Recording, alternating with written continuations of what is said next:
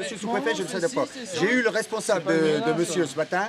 Je lui ai dit qu'on montera à Dijon. Si jamais monsieur Blosion est emmerdé, je veux dire, on montera à Dijon.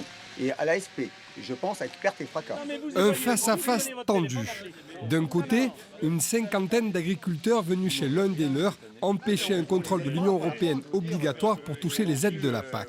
De l'autre, le sous-préfet et le directeur des affaires agricoles de la Nièvre tentent de débloquer la situation. Mais ces éleveurs se disent acculés financièrement et à bout. Ils ont séquestré l'agent venu effectuer le contrôle et immobilisé sa voiture.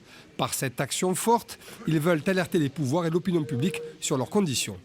On nous annonce baisse des aides, baisse des cours, augmentation des charges. Comment voulez-vous qu'une entreprise, quelle qu'elle soit, puisse tenir? Demain, ça veut dire que c'est des agriculteurs qui déposeront le bilan, qui arrêteront, des jeunes qui ne s'installent plus parce qu'ils n'y croient plus. Il faut absolument trouver des solutions pour aider l'agriculture française. À l'origine de leur colère, le cours du prix de la viande et celui des céréales, beaucoup trop bas selon eux, pour leur assurer un revenu décent. Tous disent travailler en moyenne 70 heures par semaine dans leur ferme, mais certains ne pourraient même pas se dégager un salaire. Les aides de la PAC et de l'Europe représentent près de la moitié de leur chiffre d'affaires annuel. Ils dénoncent encore et toujours les marges excessives des grandes surfaces, mais aussi la concurrence jugée abusive des éleveurs d'autres pays européens comme la Pologne. Voilà le message délivré aux représentants de l'État, à eux désormais de faire remonter plus haut leurs griefs.